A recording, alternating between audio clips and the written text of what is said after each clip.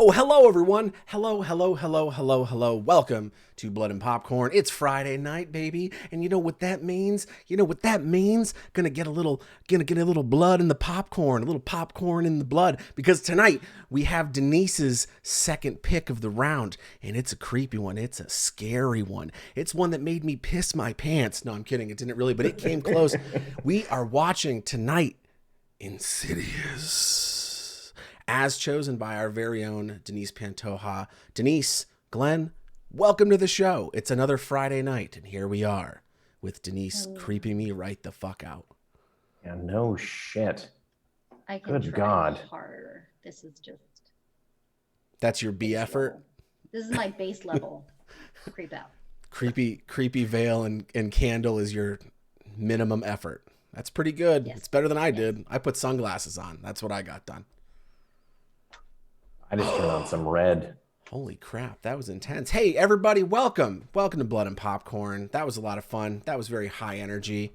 I hope you all liked it because I'm going to pay for it later.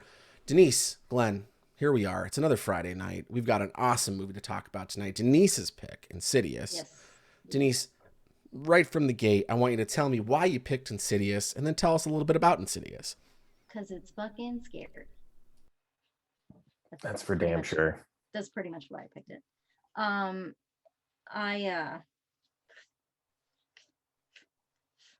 right, there we go. I picked this one because let's get a little light in here. No, that didn't work. That's the off button. The magic of the candle is gone. Yeah. You hath burnt it at both ends, and now it is gone. I have. Okay, here we go. Both ends is candle. I love it. Look at this hat. I wonder if you've seen it. Yeah. If you've seen the movie, you might know where it's from. It's wonderful. I love this movie. It is a ghost story of sorts, but it's a very unique take. In my humble opinion, I hadn't seen anything like it before. And it has excellent actors, and I can watch it. It's one of those I can watch over and over again. So I was like, let's bring it to something pretty current that I'm a big fan of. Oh, and epic. Coming in hot epic. From what, the hospital, bro? What are you doing, man? Hopefully not. Hopefully not the hospital. Oddly enough, Epic, I didn't think you'd be here tonight. We were gonna dedicate the show to you tonight. Subscription! As like get well soon. We know you're on the injured list. But you know what? We'll still dedicate it to you tonight. Tonight's episode is for Epic, who's on the injured list at the moment, and we're hoping he gets back to 100% very soon. Tonight's for you, bud. All right, Denise, cheers back at it. Just had surgery, so even more so. Holy cow! Even more so. Get well soon. Oh, buddy. Feel better soon. Yeah, man. Glad you're here with us. Hope we can take the pain off a bit for you. By talking about a terrifying horror movie. That's right. Denise, you were telling us about how awesome Insidious is and why you chose it. It is very awesome. I am a huge fan of it. It's part of obviously a collection that came out around the same time as a couple of others: Insidious, The Conjuring, and then what's the one with Ethan Hawke? There's that one with Ethan Hawke, which kind of falls in the same category. The Strangers? No. Is that the Purge? No, not The Purge. Gattaca? No, it's the one where he's got stop it. You guys are the worst. Anyway, I'll find it for you in a minute, unless somebody in chat knows. We'll see. Boyhood? Sinister. Hey, Josh. Sinister. What's up, buddy? Yes. And the award for longest Twitch name goes to my buddy Josh, a.k.a. Teenage Mutant Ninja Josh. Whose birthday was recently. So happy late birthday to you, my guy. Happy belated birthday, buddy. Okay, Denise, one more time for the people at home. About Gattaca. Oh, wait. Anyway, okay. The two of you. That's it. So, it's a family, right? Parents, 2 boys and a baby girl. And the wife believes that the house is haunted. So after some incidences, they move to another house. And when that happens, their child goes into sort of a coma, and they can't figure out why. There's no medical reason for it. So they're dealing with this and other ghostly happenings. So without giving too much away, because I don't actually, even though this is a spoilery show, if you haven't seen it. Yeah, if they're watching this show, you can give it away. It's been spoiled. No, I know, but I mean, I also don't want to get into too many of the specifics. What if they want to watch it? I always feel bad about spoilers. The whole show is literally based on the specifics of the movie. I don't know how you're going to get around this. We can be vague. Shut up. Yeah, in that one scene with the ghost, you know. Anyway, fucking boo! You know, scary, right? Anyway. Thanks, Glenn. Yes, it is not really a jump out at you movie, Astonia, but there are a few jump scares. I felt that honestly, to this day, I've seen it at least half a dozen times, maybe like 10 times, you know. And to this day, there are certain moments that give me the chills up and down my body. Like, and I'm not one who's easily scared. I have been searching for, and this is not an invitation for anybody in real life to kidnap me and scare me or anything like that, but yeah, don't do that. I've been searching for the proper scares, you know what I mean, at a haunted house, in a movie. I'm always on the lookout for that one scare that takes you completely by surprise and that just rocks you, right? I'm a huge horror fan, so I'm always on the lookout for that. And this movie does that continuously. Like, even though I know what's going to happen, there are certain spots that give me chills no matter what. It's so well done. It's beautifully done. It's beautifully acted. So that's why that was my pick. And yeah, I guess we'll get into a little more of the specifics once we start reading the movie. Because I don't want to talk about it now and then talk about it then again, because I'm going to be talking about it quite a bit. Yeah, D, you and Josh had a similar reaction to that moving master that they did. He said it was best moving master shot in ghost film history, and I know you'd commented when we were watching on it that you loved all those long, you know, no cuts, just moving through the house shots, and I agree, that's dope. Mm-hmm. Agreed, Astonia. Yeah, they were more chills than jumpy, sure. Yeah, there were a couple good jumps there for me. I jumped a couple times. Real talk. Do I have great hearing? Like, I know I don't. There's a lot of jump scares for me. I don't want to disagree, but I jumped several times. All on the right side for you, huh, Astonia? That's funny. Did you just say something again, TJ? Did we miss you? Wait. Oh no, wait, what is happening? Oh, I don't know. I'm watching the Twitch feed. My bad. That'll do it. That will, in fact. I'm speaking and it's not matching. That will, in fact, do it. D. Maybe I should not have had a drink before the show. But D, we know what the movie's about. But tell us about the movie. Tell us, you know, who made this thing? Who are the brilliant minds behind this modern classic that we know to be Insidious? How did it get made? Where did it get made? When did it get made? This was a 2010 movie made by Blumhouse, of course. Well, actually, the production companies produced by Jason Blum, but the production companies were Haunted Movies, Stage 6 Films, Alliance Films, and I Am Global. Was this before Blumhouse? Was this kind of what made them? I thought that was Paranormal Activity. I did too, but honestly, they've put out so many fucking bangers. Though that studio is like a modern day New Line or Miramax, like back in the Freddy and Jason days, like the Paramount days. Like, they're just a hit factory for fucking horror movies, man. Warren Kelly was also a producer on this. I wonder if this wasn't early before they started, like, the company. Maybe. And like this was like one of the ones that, like, I didn't mean to sidetrack you. Sure you did. Yeah, I know. This is what we're doing here. We're digging in. We're digging into the information. We're giving it to the people at home, Glenn. Giving them what they need. Blumhouse Productions actually was founded in 2000. Interesting. I don't know. Maybe I he just don't know produced the story movie. behind that. Maybe it was one of those situations where like he gave the Oh, script some rights rewrites function. or something, and they threw him Totally. a producer credit. Yeah, maybe. So it was produced by Jason Blum, Steven Schneider, and Oren Peli, directed by James Wan.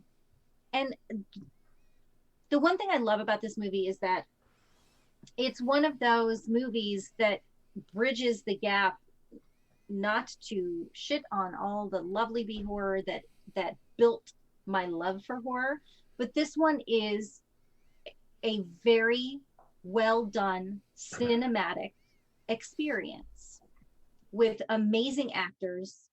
Um, I'm sure they're all nominated for all sorts of awards, and it bridges that gap. It brings a little more of the sort of like for a validity to the genre that it so desperately needs and deserves. I digress. So it was distributed by Film District, Sony Pictures Releasing International, and it was released in September of 2010 at TIFF, and then 2011 in the US for wide release. Running time 102 minutes. It's not bad. It's not bad. It's like just under 2 hours. It's one of those though that you can't sit and if you're easily affected, you probably shouldn't sit and watch before the bedtime. Real talk. Can't watch do before not tuck bed. yourself in with this. Holy Won't crap! do It was only $1.5 million. That was pretty low budget. Yeah, dude, that's man, that's awesome. That's impressive. Well, that's what happens when you like pick good locations, shoot them out wholly. You can move through a script like that in 2 weeks. If you really needed to, you can move through that script in like 2.5 weeks. So you have very simple, there's a couple of like him at the school, and then there's a house, and then you can spend the rest of the money on dressing up the further and working on your creature effects and all of your when they're in the further, all of those wonderful effects and wardrobe pieces. Yeah, which were just delightful. It's money well spent. Office, it made $99.5 million. Wow, so holy crap! Some serious the horror movie, shadar. always bringing the coin. Yeah. That's the thing about horror, man. They can be so profitable if done right. Like if you can hit that sweet spot of low budget, high yield, like you'll work forever. Like you'll just get sequel after sequel, and they'll just keep sliding down in quality. Sometimes, most of the time, but you still work. Like your people are working for like 5-6 years if you do it right. And these have maintained. All of these have maintained. Like it has spawned a whole slew of sequels / prequels. Yeah. Well, and now this week we just got the the third trailer? No, that's The Conjuring. I think it's The Conjuring. Oh, is it The Conjuring? The Conjuring 3, The Devil Made Me Do It. I think that's it. It might definitely be different movies. Might be about the Amityville. Yeah, Glenn was watching The Conjuring for 5 minutes while we were watching Insidious because we got a little mixed up. I can't read. Although to be fair, TJ did say the new Insidious trailer came out, and it was The Conjuring. That's right. But same group of folks. I'm not infallible. Listen, don't let the sunglasses fool you. It's just fear, Never fear and terror behind these sunglasses here, protecting me from you out there who scare the shit out of me on a daily basis. Let's see. Boop boop boop. Wow. Less than 12 hours after its screening, the U.S. distribution rights to the film and worldwide to any sequels were picked up by Sony. Yeah, fucking wow. Makes sense. Movie slaps, man. I don't know what to say. It does. Yeah, it really does. And I'm going to fawn over her later, but Lynn fucking Shay. Magnus. Is just superb. She does not get the recognition she deserves. The woman disappears into every role that she inhabits. Holy fuck. Like, I love her so much. She is amazing. Lynn Shay did such a great job in that movie that when the ending hit, I was physically upset. Like the first time I saw it, I was pissed off that they did that. because I was like, well, what the fuck are they going to do for the sequels? And then they turned the sequels into prequels. And they were like, we've got 1 million of these now. But Lin Shaye ages in reverse. What are you going to do? To be honest, I would watch her forever. And I need more. I need more prequels. We didn't have enough story, honestly, of her character. I want more. And the is it Insidious Skeleton Key? Is that what it's called? That's like the real first one, I think. And then it clocks over to like another one, and then 2 more, and then this one. Didn't Skeleton Key have Kate Blanchett in it? No, Insidious the Last Key. Sorry. Yeah, Skeleton Key was Epic going at it again. Epic. God damn, Epic. Thanks, man. Listen, don't be subbing on pain medication, all right? Like subscription. Cheers again. Cheers to Epic. Get well soon, buddy. Yeah, for real. Get well soon. Oh, you choked up. Oh my god. Costume changes will be added to the drinking game. Subscription. Between you doing that and me like not looking at camera, wow. Look at the camera, Glenn. I can't. It takes your soul. It's true. That's why I wear these sunglasses. That's the real reason I wear the sunglasses, to protect my soul from the internet. It also helps evil beings trying to inhabit your body. So boom. I can't do this. No. 80s synthwave just hit the minute Glenn put those sunglasses on. Holy crap! The film was shot in 3 weeks. Yeah, I fucking told you. I literally said like 2.5 weeks if you had to. 3 weeks, perfect time for that. It's 2 locations. The movie's 2 locations. Amazing. They've shot movies in 2 weeks, and they were not like this. Not this. No, well, you shoot out the first location, right? You get that one done, like the first house. That's like 2 to 3 days. You rip through that, and then the rest of the movie is shot in the other house. Like you're set there, like you're set up there. No, we had. Hattie McMorden. No, I worked in movies where we did that too. Like it was one house. I'm not going to say where it was, but it wasn't for the Hydrogen Network. Hey, McMorden. Like we didn't make fucking Insidious. Yeah, I mean, shit. Yeah, I've worked on movies that shot for longer and were suckier. So James Wan directed this and Insidious Chapter 2, which great. I've seen. But honestly, I can't remember at the moment, so I'm really just dying for it to come out on some sort of like. That's the one with the ghost T-Rex. The ghost T-Rex. Yeah, the ghost T-Rex wreaking havoc through a small Midwestern town. Get the fuck out of here! What? he's being a Yahoo. I'm being silly. I'm tiptoeing through the fucking tulips. Listen. Ooh. Sing it real quick. Tiptoe through the tulips. Was that an original? I needed. Tiny Tim is the guy that recorded that. Okay. Yeah. Tiny Tim from Blood Harvest fame. If anyone has ever seen that movie. No, but I can't wait to hear about it when we get to the music portion, because I didn't know that. The Conjuring and The Conjuring 2 were also directed by James Wan, which makes a lot of sense. Josh is my I consider Josh one of my T-Rex dearest friends. Like genuinely, I love this dude. I love his lady. It's on the list. He's a phenomenally talented and wonderful human, but I don't know why I'm still surprised every time he says something that makes me go, yeah, we were likely separated at birth. But yeah, Tammy and the T-Rex was 100% the inspiration for that joke, Josh. Thank you. I honestly didn't want to say anything because I was like, no one's fucking seen that. It's on Shudder, where Josh's movie currently is, I think. Oh, it is on Shudder. Oh, boy. Yeah, fucking A right. It's on a 4K Blu-ray UHD disc. In your house? Well, but yes. No one was surprised. And no one was surprised. No one was surprised. I'm surprised it's on like any disc, let alone A 4K? It's a classic, Glenn. I don't know what you're talking about. Oh, we It is a classic. Tiny Tim was underrated. Thank you, Estonia Night. Again, Blood Harvest. Can't recommend it. Wait, but do Josh, your movie comes out on the 29th. Oh my gosh.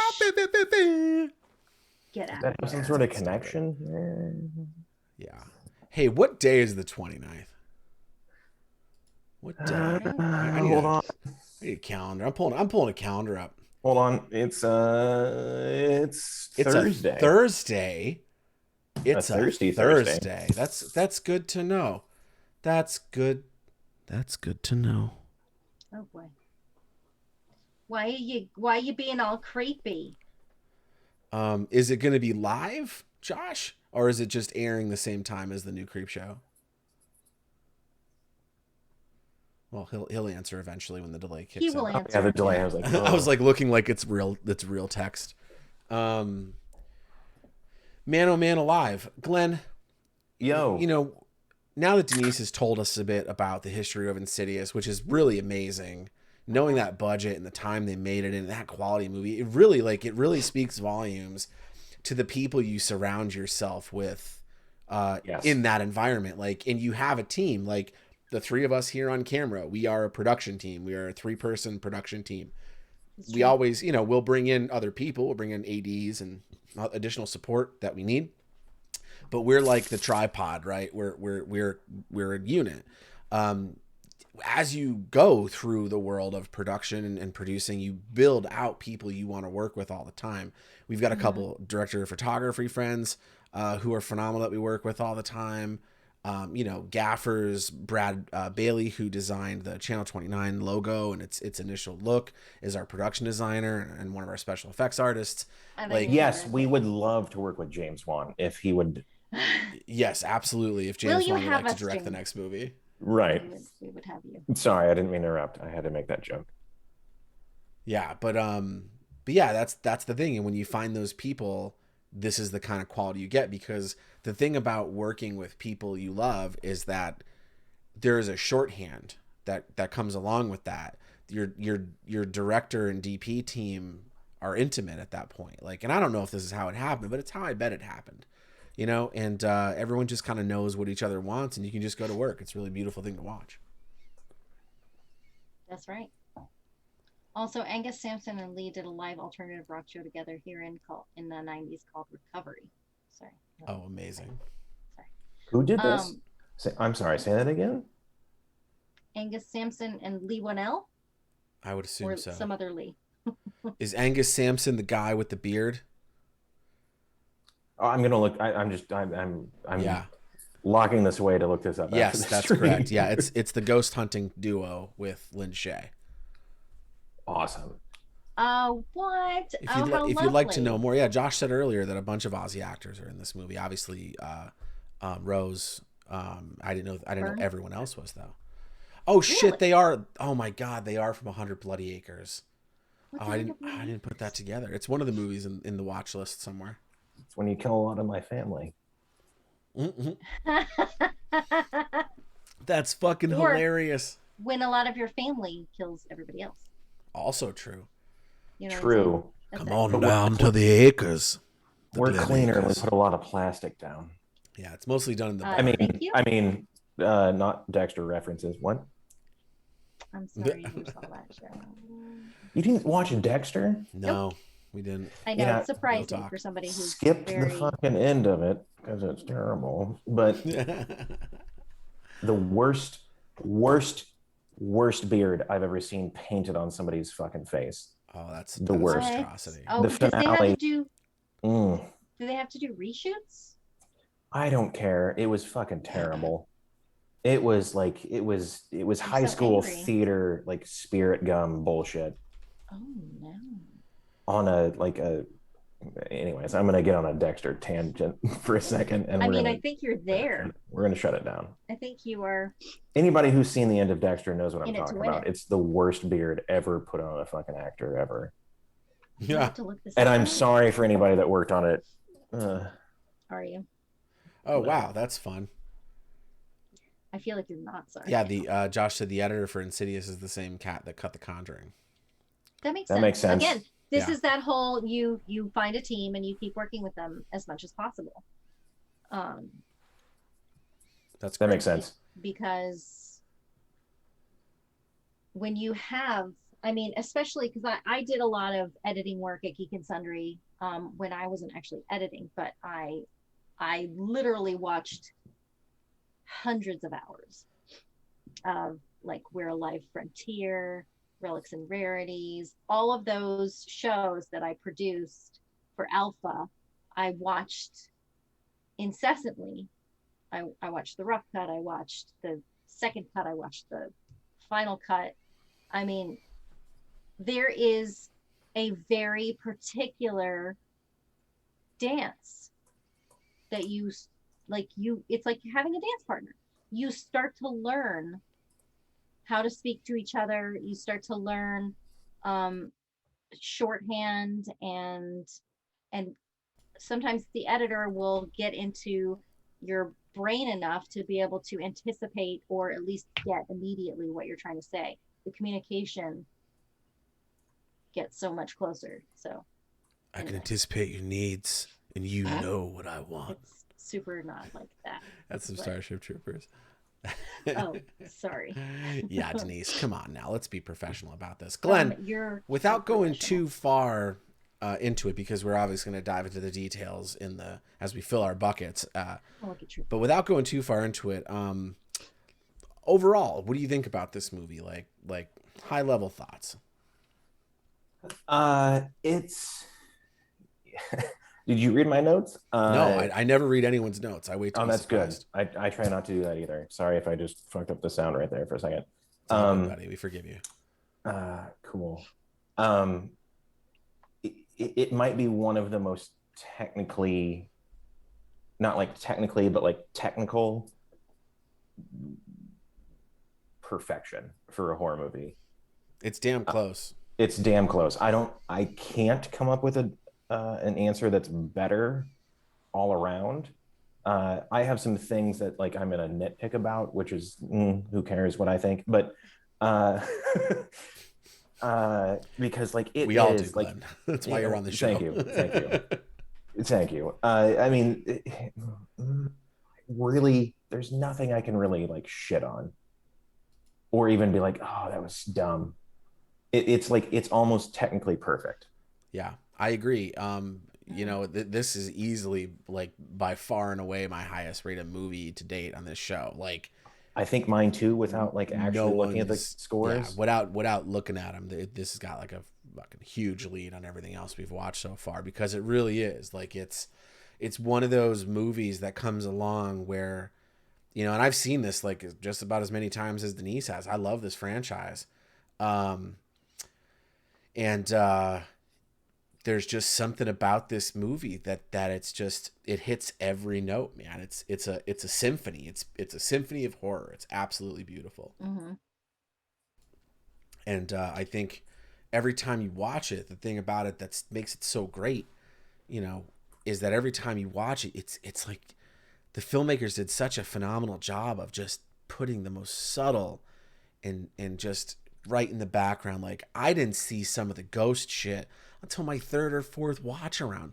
I still get surprised when I see like a reflection in a mirror. Like, they took so much care with everything they put into this movie that it shows in every scene. It shows how much they cared about this film. It's awesome.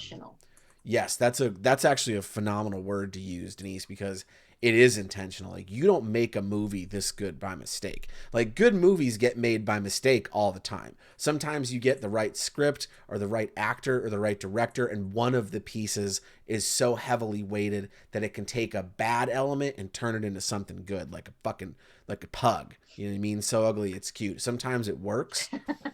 But a movie this good is like I said, man, this is an orchestra. This is a symphony. Mm-hmm. This is classical music at its finest. And I think on that note, we should start talking about just why. Oh, all right. So Denise, you picked this movie, so I'm going to ask you to get us started. tell us about what your thoughts are on the words on the page, what we had to work with, where we started, aka the script. Where we started, the script. I really couldn't, because as you know, I do my scores as we go along because I like to talk about it, and sometimes I change my mind in regards to what it's going to end up being. So sorry, that takes away drinks, but I like to kind of mull it over, especially since we watched like right before the show. Some of my notes regarding script, I have a little demonic cat over here. Lilith. Lilith. I mean, I guess technically she is the demonic cat. Our cats are Lilith and Persephone, and our bird is Moira. Yep. Matches. The story is great. I couldn't find fault with it. I thought it was very unique. I know it took a lot of inspiration from like Poltergeist and The Exorcist. Like there were some throwbacks. I just saw some trivia stuff in IMDb. Were those books? Yes. Yes, they were books. You should read them. Very scary. I thought it was unique and terrifying. I mean, they actually were books, but our Exorcist was. You know what? I'm going to stop talking. No, really, carry on. I'll just see myself out. I wasn't sure whether or not to take points off for this because do you need to know everything in a story? Not always. And this actually doesn't stick with you because everything else is so much more interesting, but you never actually find out why. Because at one point, Rose Byrne's character says, I want this house to be different. So you don't know what happened. Like, is it that she wants to be able to focus more on her work? Was there some sort of infidelity thing? Like, it's not clear. Yeah. I don't think it was infidelity though, because he starts making that joke about her songs and that she should write a song about him and how wonderful he is. And I don't know if anybody's got the balls to be like, hey, I cheated on you, so write a song about me. Well, I think there is that moment when he starts to pull away in the first house where it is almost alluded to that he's like, oh, I got to stay late for work. Like that's like the trope, right? Like the teacher needs to stay late from work because he's having an affair with the TA or something. But he ends up falling asleep at his desk. Exactly, which was a nice surprise. It went away from the norm. The dude was just exhausted, and life was beating the shit out of him so bad that he gave up and went and stayed at work just to be away from the hell that he was living in.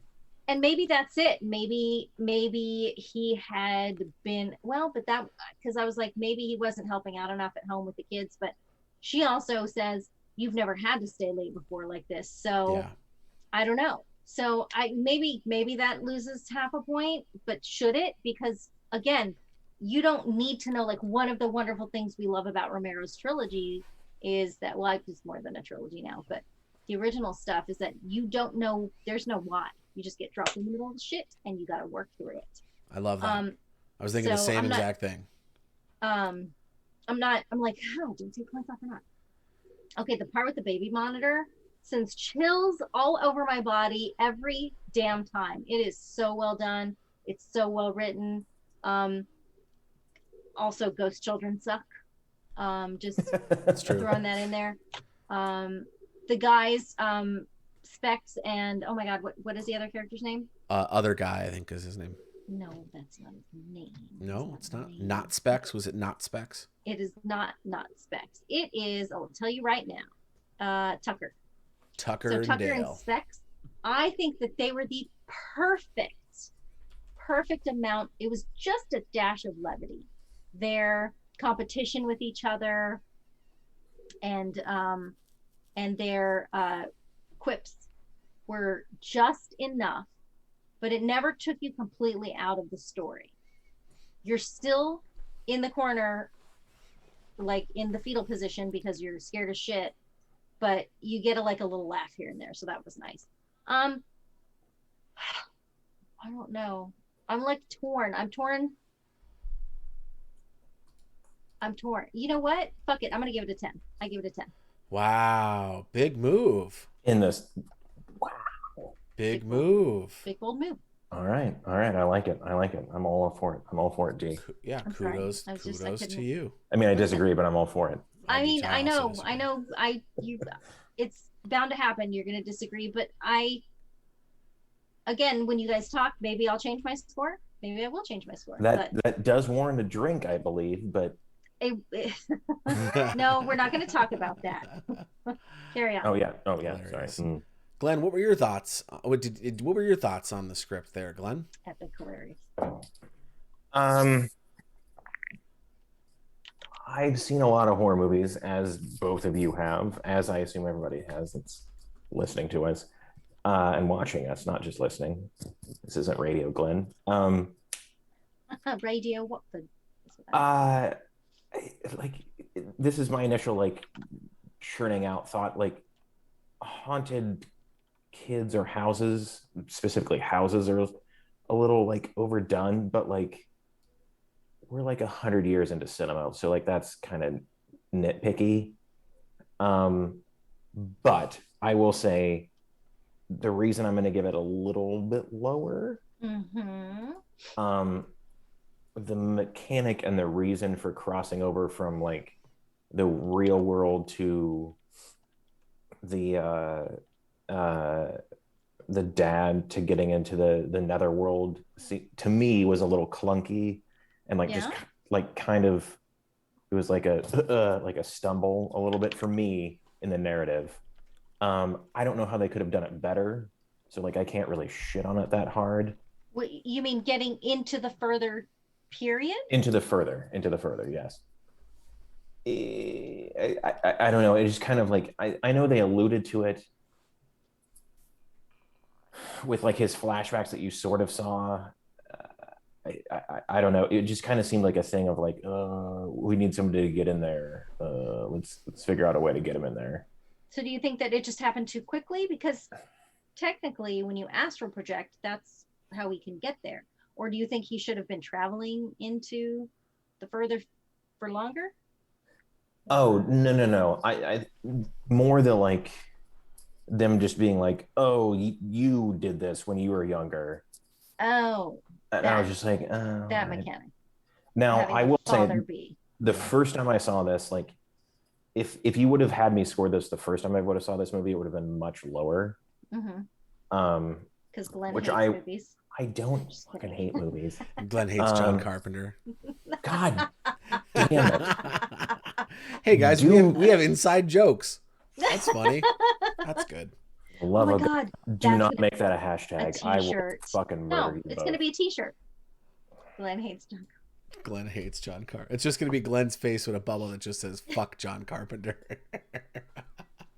And then Glenn quits the show.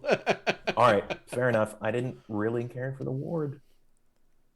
Wow, I actually liked The Ward. I wouldn't like it. It's not my favorite Carpenter movie, but I thought it was okay. Well, no, I mean, because it was Carpenter. That, God damn it! I just fucking led into the why I don't like. Anyways, it's a trap. Glenn, I have like 8 versions of They Live. Like I. Well, They Live's a fucking masterpiece. It is, and so is The Fog, and so is The Thing. Yeah. Anyways, sorry. Yes, I thought the mechanic of the dad, like having this kindred spirit with his son, like they kind of alluded to it, but they kind of didn't. Like it just seemed like they tacked in a few, like, here's some grainy black and white footage where like you don't know what's going on, but like we're gonna say this is where he was astral projecting. Like to me, it was a little off. But again, I'm giving it an 8.5, which is like I think the highest I've ever given any script. So. That's pretty good, man. My thoughts on this, you may find surprising. My thoughts on this are basically like, we had just about a year prior gotten a haunting in Connecticut, so I want to give that movie a shout out because it did come a little bit before this one, and I think kind of kicked off like the rebirth or one of the rebirths of that haunted kid movies. So that I took half a point off for that, but I will credit Insidious as spawning like fucking everything else after it, like Sinister and fuck all everything, Conjuring and whatnot. But you took half a point off because something else came before it?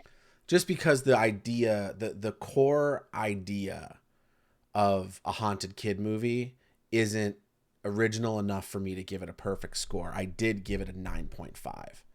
Oh, so we agree a little bit there. Yes. You know, yes, y'all are amazing. The dialogue in this movie is extremely well written. It is. It is. The story is extremely well written. The way they handle astral projection as something that I genuinely believe in as a human on the planet Earth is handled very well.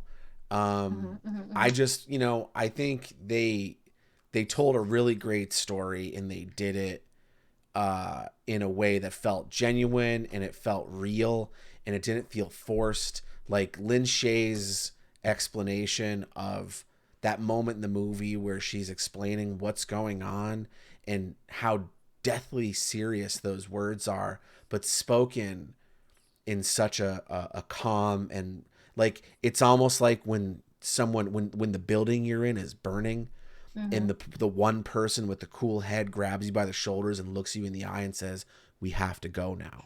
It's that moment, you know, but it's a fucking monologue's worth of it. Right. And that's why I think that, and just the dialogue between what was it, Specs and fucking Terry or whatever his name is, Tucker, Specs and Tucker, that dialogue is brilliant between those two, and it sounds like they have a history together, so that makes sense. Yeah, 9.5 from me on the script. I thought it was really special. Yeah. Speaking of Lin Shaye in all of her glory, Denise, talk to us about the acting in this movie. Hold on just a second. Hold on. Oh, there it is. Needed to open. Sponsored by. What was that? Dr. There Pepper. It is. It refreshes your palate. It's refreshing and delicious. 23 flavors. Call me, Dr. Pepper. We're all drinking Dr. Pepper. Yeah. That's right. I'm drinking my Dr. Pepper in a Brewmate tall can cooler. Good job. And I put mine in a glass that makes it look not like Dr. Pepper. How unique of you. Don't lose me my sponsorship, guys. Shut up. I'm sorry. Brought to you by Dr. So now that we've had the Dr. Pepper, the obligatory Dr. Pepper plug, as we've called it, the D triple P, or D double P, I guess. I don't know. Whatever it is. Denise, tell us about the acting in this movie, please. Acting. For the love of Pete. Yeah, I mean,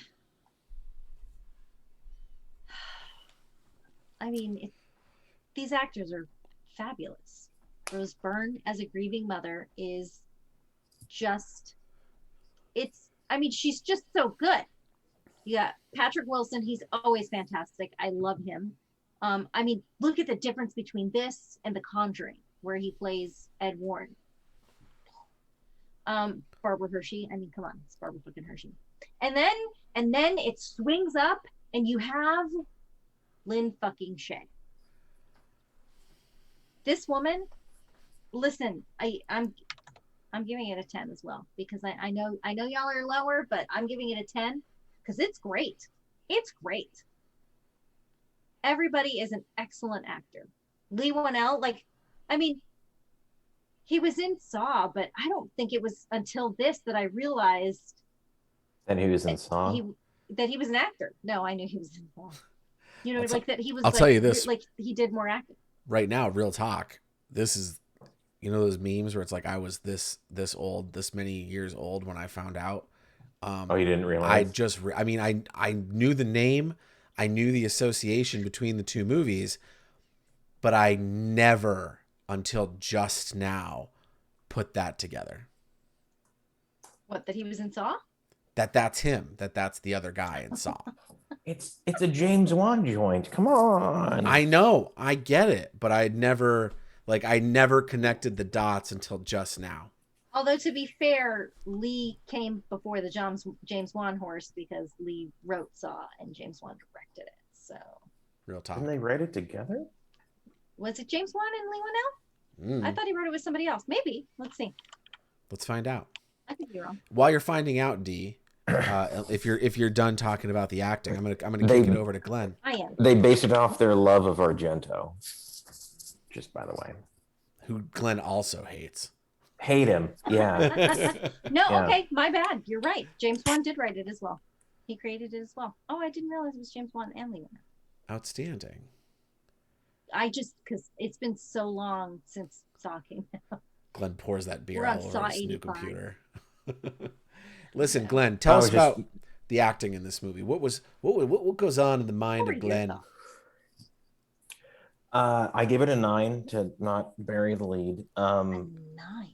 Yeah, I think this is one of the highest, maybe the highest. I didn't look back to see what I scored everything else. Yeah, it's much better than most horror movies, and like I know that's a slight at horror movies, but it just is. I feel like I shouldn't talk as much about acting because like it isn't as much my forte as clearly it is you two. Do you see, like, you have an opinion and you see what you like and what you don't like? Oh, for sure, but like I'm not an actor and I never want to be. So are you saying like you don't pick up on the nuances? I mean, I feel like you do. No, I do, but like I mean everybody like is more in tune to different aspects of film. Sure. Than, like I'm not like blind to it. Right. That's not working out for me. I'm gonna sit back. What's not working out for you? These lights keep getting blown up. Sorry. I'm sorry. Just like, no. We're gonna get some more diffusion on those lights, D. We're just gonna triple up I can tell you why, tonight. because I'm more of a camera guy, but like that's where I'm stronger in this. Like I really can't add any more than what you guys said. Like it's top tier acting, especially Lin Shaye. There really isn't any weak link here. Like really, there really isn't. Which is pretty remarkable, especially in a horror movie, and especially in a low budget horror movie. Right. Like I know this had a 1.5, which sounds like it's a lot, but it's not.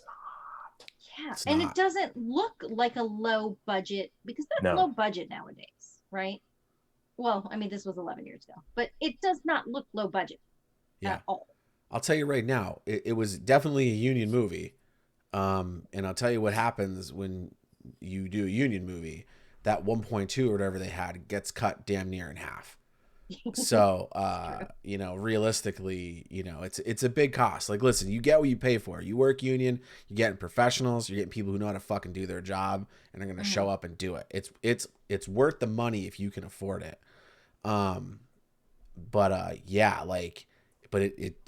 You get what you pay for is all I'm going to say. And I think you absolutely saw that on the screen in this movie. Yeah, for sure. So what was your score, TJ, on acting? Yeah, so across the board, adults, kids, and monsters, this is near perfection. Very, very close to the sun on this for me. Lin Shaye is, I genuinely would put my career on the line to say she is one of the most underrated actors in the industry today and yesterday. Agreed. She's phenomenal at what she does. Rose Byrne's phenomenal. Everyone in this movie brought such a crazy level of realism to their performances that you really felt like you were watching real people. These people vaporized into these characters. And that's a really hard thing to do in a genre film like this. You really got to commit to the world you're playing in to be able to emote that level of emotion on camera. I genuinely believe that. And you got to wonder too, like with that kind of budget, these actors aren't making a fucking $1 million for the movie. So, this is a passion project to some degree for these people to agree to come on to this. Yeah, I don't know how it played out in the back end, but like, man, I took off half a point for some of the ancillary characters.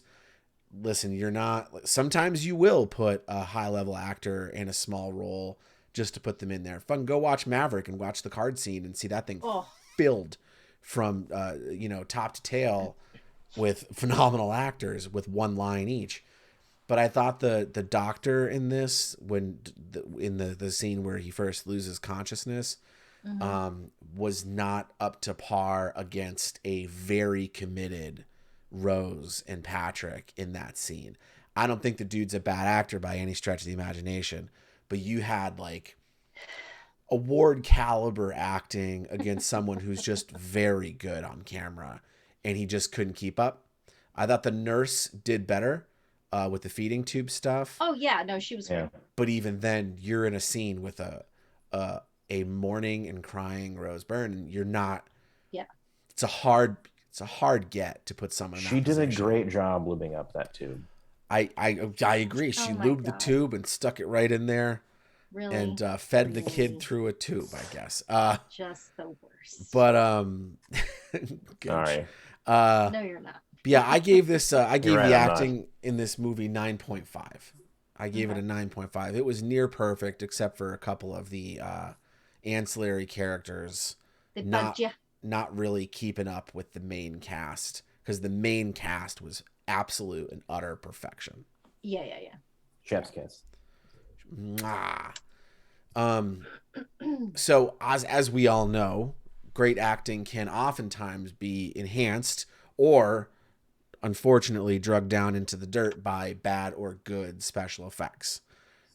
Take a look at the Doug Joneses of the world and see what the combination of great special effects and great performance art can do.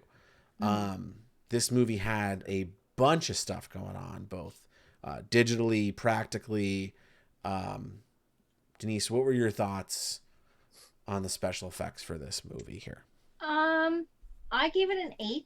I thought the overall look of the demon was scary. It was actually scary, but in some moments actually I found him a little goofy. Does that make sense? Yes. So yeah, I'm not sure why or where that came from. At the very end when he's crawling on the wall and he's following Dalton, that was like, okay, I wasn't like I wanted to be more scared at the fact that he was chasing this kid on the wall. But the makeup effects were good. I loved the scary 1950s style family in the Further. They were some of my favorite parts of the movie. And yeah, I think that's all. You guys might remind me of something later, but I think that's all really I would comment on. So like 8, it was better than average. But I wasn't completely floored. Glenn, you're a big special effects guy. You got some friends in the biz. What were your thoughts on the special effects for Insidious? To me, there weren't that many. Like, there was a few CGI things. They were few and far between. Again, this is like, what, 20, or not 20, Jesus, like 10 or 11 years ago. Yeah, well, maybe more than that, because if it came out at TIFF in 2010, then that means early 2010 or at least 2009 is when it was edited. Fair enough.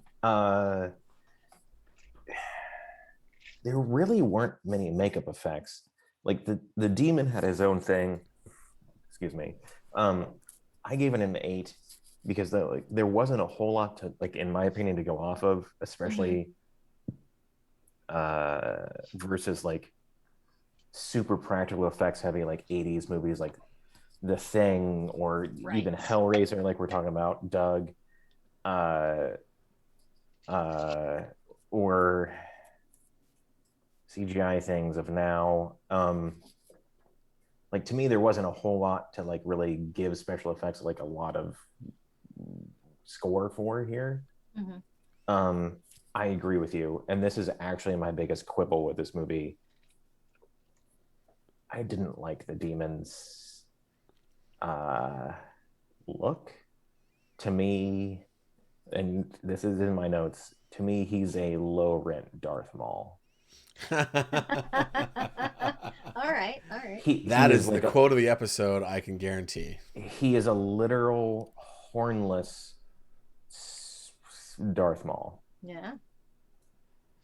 To me, he should have been more Legion, or like just like some sort of fucked up face, not just like red and black grease paint. Mm-hmm. Um, Well, he's actually a lipstick demon, and that's actually lipstick, is what I read. Interesting. Mm-hmm. That's interesting. Well, Yeah, that's why the hand on the sheet is not blood, it's lipstick, because he paints himself with lipstick. I don't know any more of the information or the canon behind him, but that came up in trivia. Interesting. Well, like, is that supposed to be his backstory, or is that just the way they did it? I think that's part of his backstory, because he's called the lipstick demon. Oh, okay. Mm-hmm. Again, I don't know why or where that comes from, but okay. I was like, was that established in the story? No, but I'm gonna still stand by my 8. Oh, totally. I'm not trying to change your mind. I just wanted to give you. No, that I didn't know that. That's interesting, because like if that was like his backstory, I might change my opinion, but I don't remember that being established. No, it definitely was not. Never. And again, I'm not shitting on the actual like the face painting and makeup effects they did. Like those were really well done. To me, it just like wasn't like uber demon, which is what this movie was about. And to me, that was the really only like major special effect. Like there was a few CGI things, like the thing him crawling across the wall that wasn't awesome, but it was like 2010, and it was a lot better than I remember seeing from like Marvel in 2010. So like I'm not going to give them bad credits for that. And like again, like our baseline usually, which maybe we should change, 7 is like normal. Like this is a full point better. Right. And like I'm saying this because like I truly do think this is one of the best technical horror movies, period. Mm-hmm. So like it gets a genuinely higher level of points basically for everything, just because it's so good. It is so good. It is. Like I literally can't watch this before I'm about to go to bed. Like it cannot happen. Oh yeah. Like why would you do that to yourself? Anyways, I rambled for way too long. TJ. Glenn, you're hilarious. Listen, here's the thing, right? So I did not know this was a lipstick demon. I didn't either. However, I can't really find that anywhere else. Listen, regardless. However, I will say this. Here's the notes I took. I personally, I thought the sketch that Specs did was far more terrifying than the demon itself. Mm-hmm. However, I did get the feeling, and it was interesting that you said the lipstick demon, that's why he'd used it to paint himself or whatever, because I got the feeling that grease paint, the red grease paint specifically, because if my memory is serving me, the black paint is a bit more matte and looks like skin, and the grease paint looks like grease paint. And I looked at that and I said, I wonder if that's not on purpose. Because in a movie this good, how do you drop the ball on the main villain, right? I couldn't let go of that thought. One of the other things I loved about this movie and its special effects was that getting someone to be like camera accurate, black and white with makeup is a fucking task and a half. And that's actually what earned this movie most of its special effects points for me, because as someone who's like temporally like scared, like I have like a phobia like for temporal displacement, black and white movies scare the shit out of me. I don't know why, they just do. But you changing my list of movies we're gonna watch. Nope, he'll be fine. You put black and white characters in a Technicolor world, And that to me is really scary. And I really appreciate that about it. But I do agree there's not a ton of actual like special makeup effects in this movie. A lot of it's just straight up makeup done very, very well. Very But well. I thought it did lend that. So I gave it an 8.5. Okay. Little bit higher than you two, but that's really because that black and white makeup is so technically difficult that I was a big fan of how they utilized that in mixing in color when they could. Yeah. It's true. Especially, sorry. Well, go ahead, Glenn, please. No, especially in this era where cinematographers and directors and editors work in color, like truly understanding how black and white works is it's an art that like many people don't understand anymore. Yeah, and you know, there may be a chance that they were like desaturated in post, and that's why they look so good. But either way, it's still special effects, so I'm going to keep it at an 8.5. I think it was makeup, but Probably not. yeah, especially with the kid jumping out of the cabinet, that was makeup, 100% makeup and Yeah. wardrobe, which we'll get to in a bit. But before the wardrobe, you know, we're in this world. We're in a couple of houses that are just being moved into, which very smart, by the way, from a producing standpoint. Yes. But two, we get to see this entire other world, this other dimension of existence where the dead go to well, where the dead go to exist, I guess. The further. Denise, with such limited location use here and such amazing production design, what were your thoughts overall for that side of the world for Insidious? For production design, I thought it was fantastic. I thought the use of the limited locations was brilliant, and like you said, making somebody move is so it's so much easier on your team, and it allows you to do a lot with a little budget.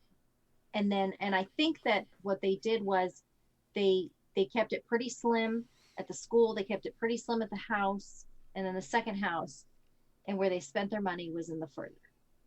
And I think it was stunning. I loved that the waking and the oh, I'm sorry, I'm getting into lighting. Um, I loved the use of vintage items as well in the attic.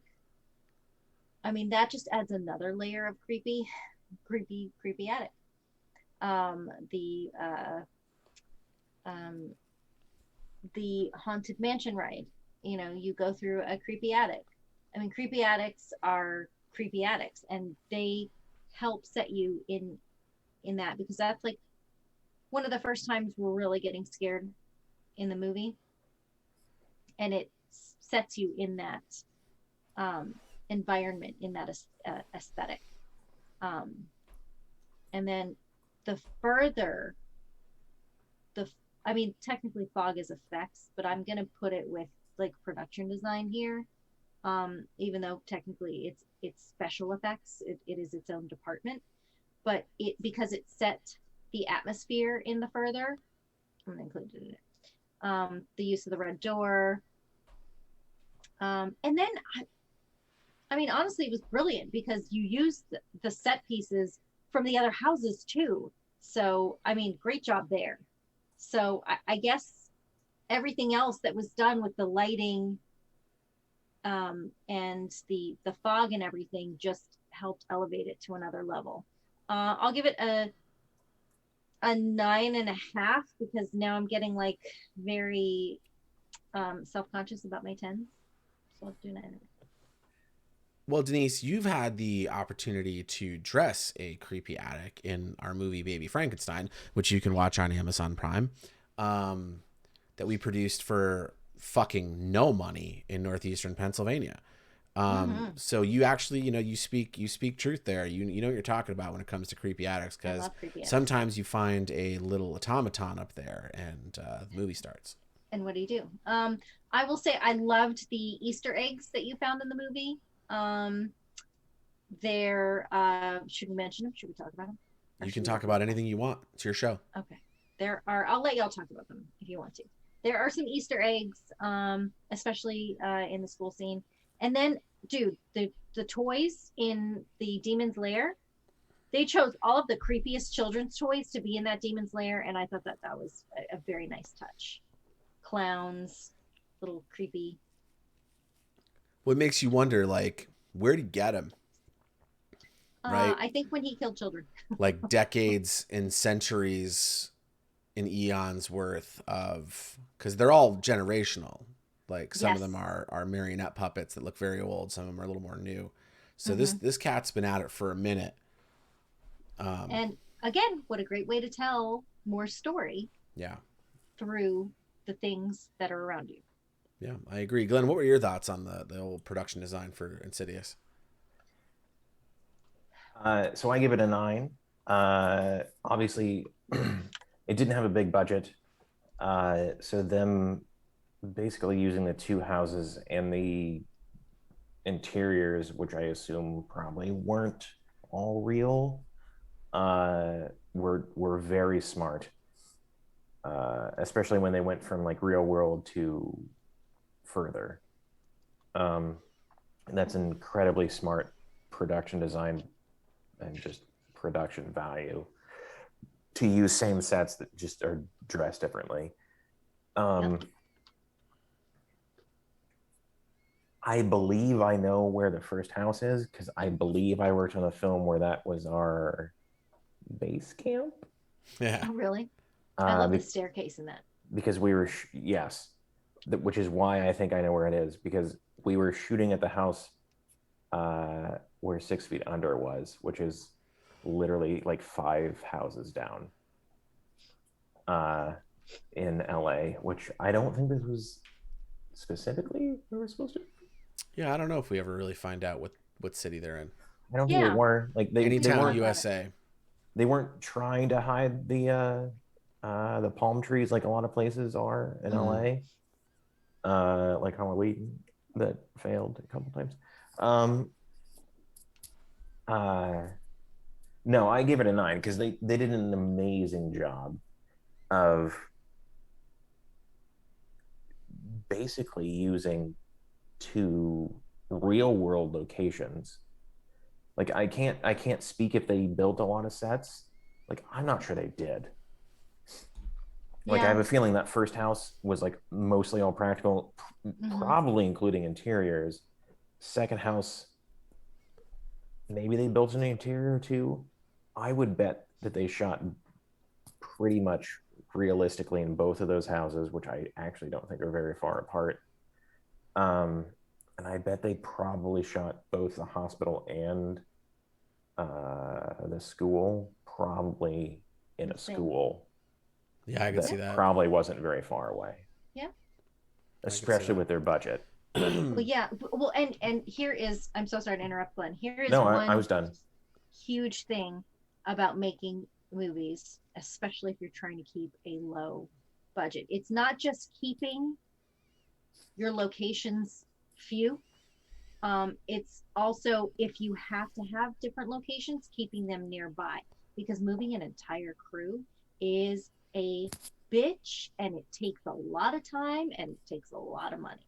So. If you ever want to see location moves done on the biggest scale of your life, go watch some behind the scenes footage for Lord of the Rings and see the 18 wheelers they were carting across New Zealand with the whole movie in them. Like I, in my wildest dreams on my best day ever, could not coordinate moves that big. It's a science. It's fucking magic. It's amazing. One, I think you could do that, but I agree. Holy fuck. Fucking crazy. Lord of the Rings. Anyways. Sorry, yeah, TJ, so years production design, please tell us. All good. Yeah, so production design in this movie for me was exceptional. I thought the Further and the Real World were both close to perfection. Mm-hmm. Everything felt real. Even though the move was taking place, it felt lived in. I thought they pulled enough stuff, enough gack out to make it feel appropriate for the time that they were there and the situation they were in. Mm-hmm. I think the whole design of the further I thought was absolutely brilliant. You know, again, when you don't have a lot of money, as Denise and Glenn were saying, you gotta reduce, right? So there's a thing in film industry called the triangle, and it's you know what it's money, time, and quality, and you can only pick two. There's other variations on it where it's like fast, cheap, and you know great, whatever. Good. But yeah, but there's a in and again, this is a little peek behind how I produce content, but there's a system in tech project management called Agile. And in the Agile system, that triangle becomes a square. And if you do it right, that fourth side of the square is scope. You can never have but two sides of the triangle. You will always sacrifice one side of the triangle. If you want it fast and cheap, the quality is going to suffer. If you want it good and cheap, it's going to take a long time to make. That's the process, right? But if you think of your movie like a square and you add that fourth side and it becomes scope, you get to keep the quality, you get to keep the time, and you get to keep the budget. You just take it all in this giant picture you have and size it like a square and just keep getting smaller in the scope, shrink your locations, shrink your talent, shrink your special effects, and eventually you get to a point where everything sings, and that movie does this exceptionally. I was very picky with this movie. I had to watch this movie very, very closely to find shit that bothered me. There was one thing that I found, and I'm not even 100% sure I'm right about this, but the sheet music on the piano when she's depressed and playing the piano doesn't seem to match what she's playing, because the notes on her page are like 8th and 16th notes, and she's like slowly pressing on the keys. But again, that's like crazy specific. Now, if I'm correct, and I don't know 100% that I am, I would have to go back and really pause it and check it. I gave production design a 9.5. I thought it was near perfection. It's phenomenal. Now I'm curious. I wonder if what she isn't playing isn't significant. Yeah, I don't know. I'd have to go back and look and play it on my piano and see what it actually plays out to. Do it. Make a TikTok. TikTok. Well, we mentioned it earlier how with the black and white makeup, how wardrobe was playing a big part of that. So let's talk about the wardrobe. Denise, this is yet another department in your Swiss Army knife of a career. Tell us about your thoughts on the wardrobe for Insidious. I really adored the matching pajamas at the beginning with Dalton and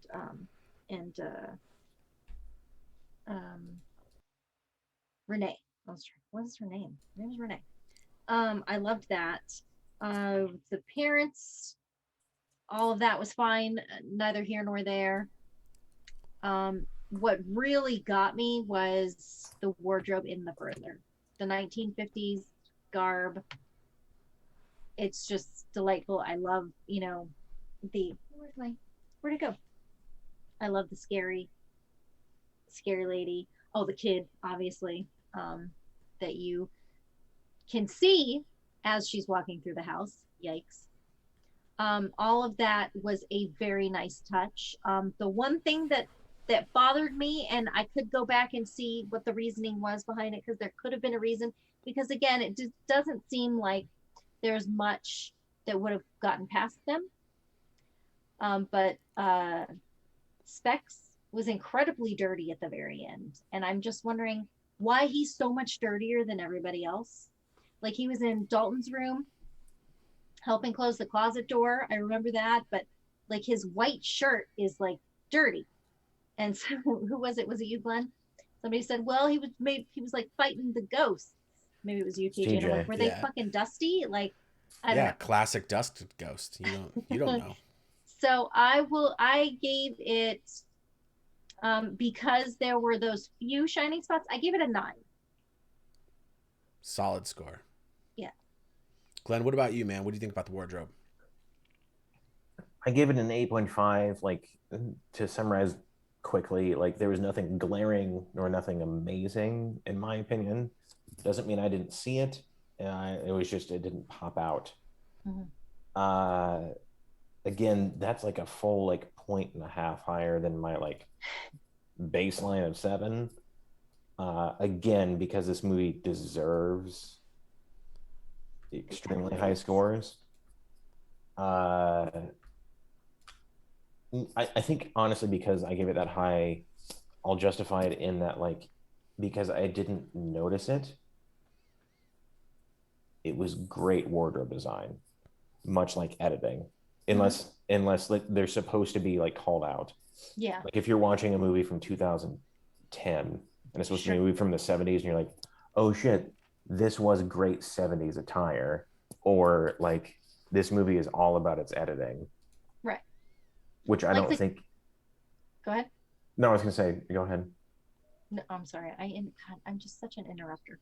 No, I literally didn't have a thought. Go ahead. No, I was gonna say like The Conjuring and The Conjuring 2. Those were period pieces. Totally. Yes. Yeah. But this wasn't. And it didn't stick out to me. And like a lot of the times it really kind of does. Mm-hmm. You're just like, oh, I've seen that thing at Target. Or like you know what I mean? Like I didn't get any of that. Like that really is a notch higher. Cool. What about you, TJ, and wardrobe? You know, I'm gonna keep this short because it's much like everything else. This movie, it's great. I gave it a 9.5.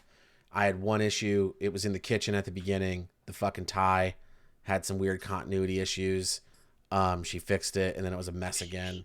But that's it. Like, Denise, you're absolutely right. Like, this movie's wardrobe is a solid 7.5. And the second the ghosts start to appear, minus weird trench coat ghost, the second who had terrible CG effects on his face, by the way. That was a big part of why they lost a little bit of score on that for me. But agreed. But yeah, wardrobe 9.5, tie in the kitchen, otherwise perfect. Glenn, you nailed it. You nailed it. You hit the nail right in the head. When you don't notice it, that's good wardrobe, and I think that we got a lot of good wardrobe in this. Now we're on to one of my favorite parts, and Glenn, I can't wait to hear about this from you because you seem to know a little bit more than we do. Denise, what are your thoughts on the music from Insidious? My God, I thought it was excellent. It encompasses you with terror. Like it helps with those chills. It helps set you in an uncomfortable spot when you're watching the movie. So I think it is very masterfully done. I will give that a 10. Yeah, that's rock solid. I'm not ashamed of it. Glenn, what about you, man? So I mentioned that you might know a little bit more about this because I think with all of us, I don't remember what the song's exactly called by Tiny Tim. But the tiptoe through the tunnel, that one. Oh God! You seem to know about that, Glenn, and I'm curious to know what. Oh, I don't. I actually don't. I gave it a 9.5. Like it literally is damn near perfect. It's extremely uneasy and like creepy, which is exactly what horror movies are supposed to do. Like, but it also like ramps it up to like fucking 15 out of 10. Mm-hmm. Like most of this movie with its visuals, its sound, like it's all like. It's funny that you said that I recognized it was Tiny Tim. I think I only recognize that because like I know who he fucking is. But that's what I want to know. Who is this fuck? Because you look at video of this guy in this, you could put that motherfucker in this movie and it would work. Wait, did you not know who Tiny Tim was? No. I want to know who Tiny Tim is, Glenn. Oh man, I wish I would have like read up on this again. Tiny Tim, I believe, was a 70s like a folk singer. This was in 68, this song.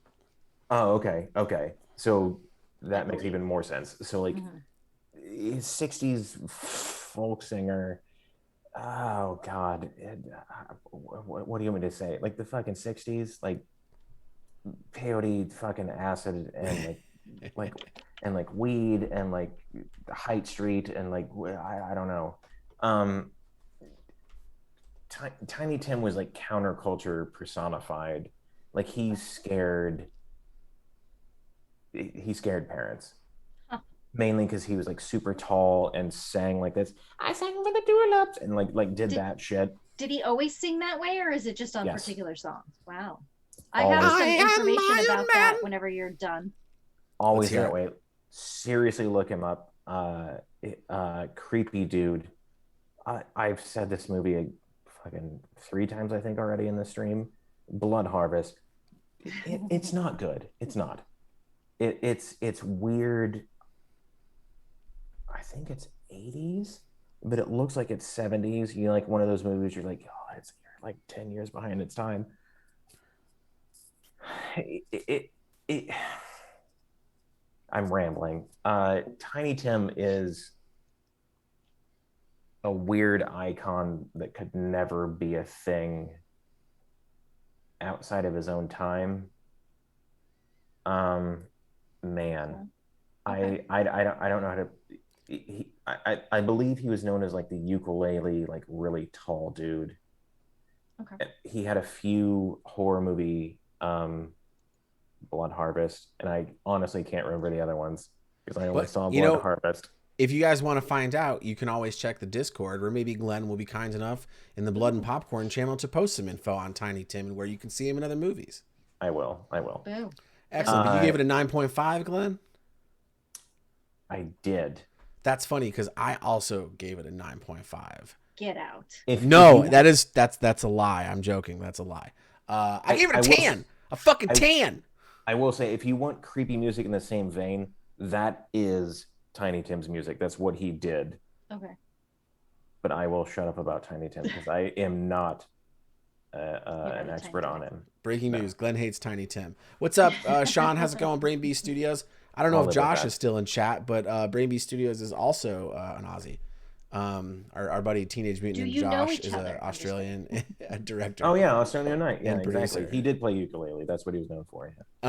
Yeah, so I gave the music a 10. A hard 10 because I genuinely think it's brilliantly used to heighten tension It and is. stress.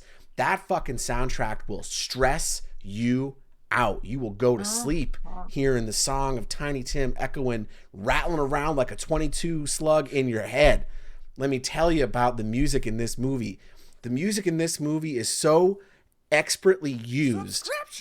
It's like a fucking character in itself. Like I love the music in this movie. Thank you, Epic.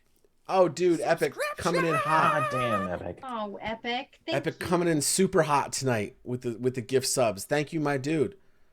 Thank you so much. That's amazing. But yeah, seriously, the music in this movie is a masterclass in how to use music to tell a story. It is. It's It fucking really is. perfection.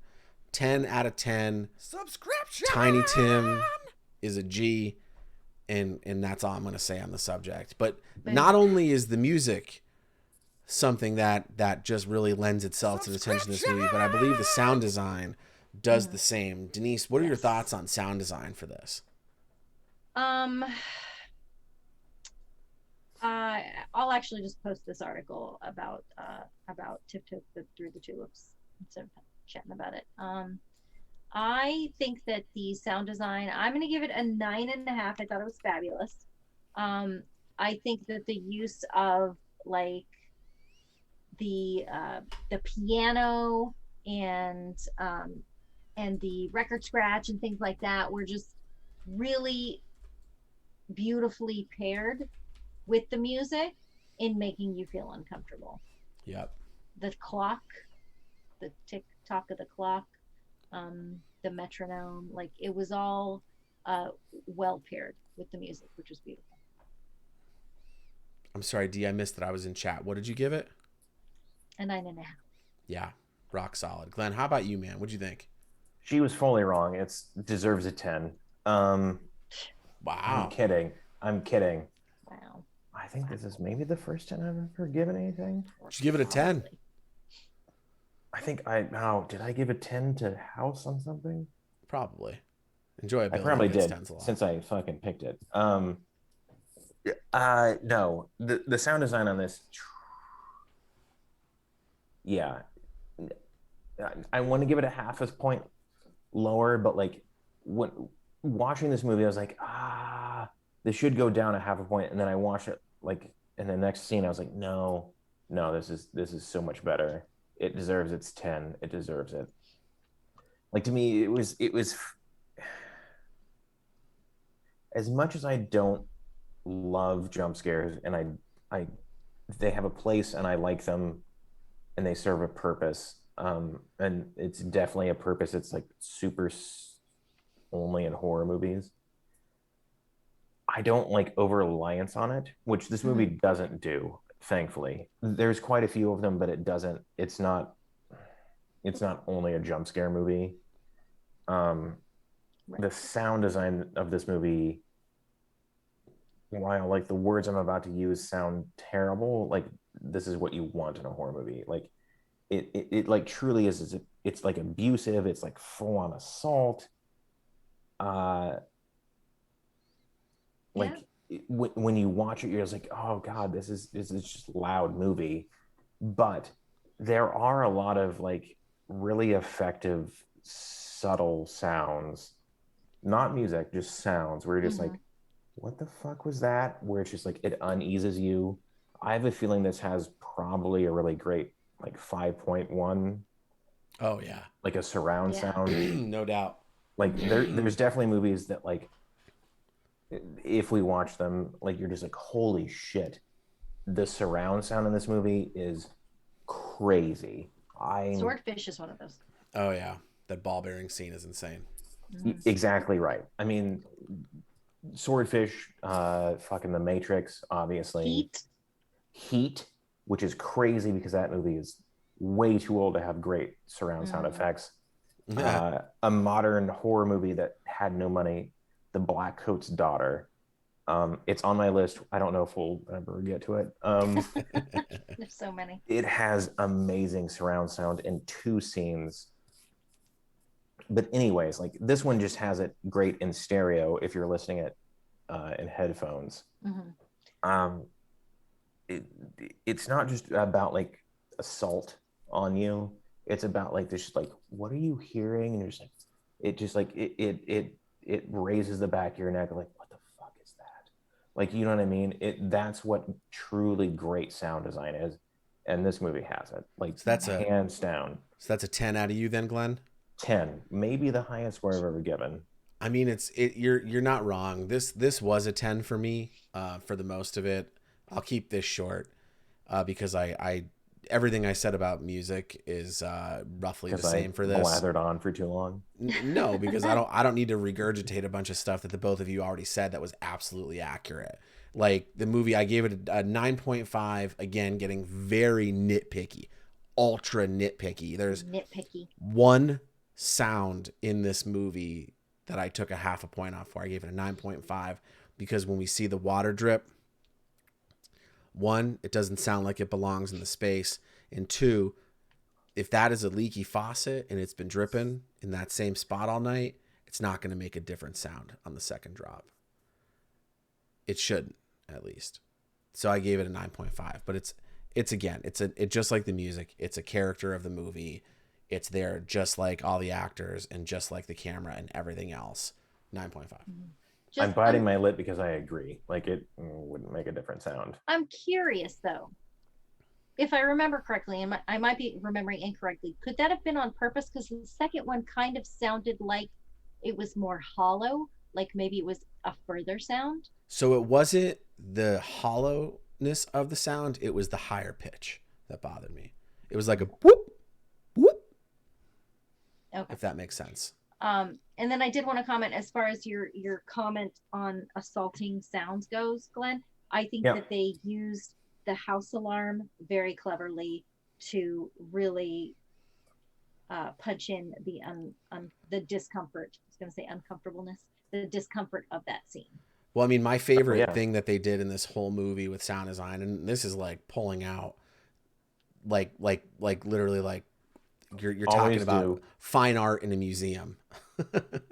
Everything in this is phenomenal, but there's one moment in the movie that sticks out in the sound design department for me, and it's when, again, Tiny Tim tiptoeing through the tulips, and we hear it in the back. And then when she finally realizes what's going on, they bring that audio right up to the front of the picture, and it hits you in a certain way. And I'm getting chills just thinking about it now. And then they pull it back away from you again. Oh my God, like that is fucking masterclass sound design. Like kudos to the sound mixer of this movie, because they did a phenomenal job. But you know, as these are motion pictures, these are talkies that have sound. They also have camera. They also have lighting. So Denise, what were your thoughts on the camera and lighting here for Insidious? Fucking loved it. I thought it was amazing work. The opening shot in one, like before the credits started, I'm a huge fan of it. Fucking set the tone, dude. Yeah. Like creepy. The continuous shots through the house with, you've got the hiding child, the camera angles and the camera work in general are top notch. They were, what did we say they were, TJ? What did you say it was? Oh, the dolly Unsettling. zoom. Yeah, unsettling. Yeah. The angles, especially when she's looking around for who made that noise when she's chasing the ghost kid. I thought the lighting was fantastic. The dreaming, the waking, the further, they're all different. So you've got like normal world, got the awake world, it's regular and bright. And then the dreaming world is more muted. And then the further is completely different. There are a bunch of rich tones. There's black and white. There's all that fog. I just thought it was a beautiful setting for a supernatural world. I'll give it a 9.5. 9.5 on camera and lighting. Yeah, Glenn. I wasn't as I think as discerning as you guys, just because I love this one so much. I wasn't looking as hard at the camera angles or at the camera stuff as you guys were. I was just looking at the stuff I loved. Yeah, Glenn, what were your thoughts on camera and lighting? I give it a 9. Which is damn near what you gave it, Denise. I thought it was really well done. Super effective, for sure. Really, my only quibble, and again, this is just me being preference heavy. While I will give it this caveat, like what I'm about to knock it for is something that I don't love, which was very much of its time.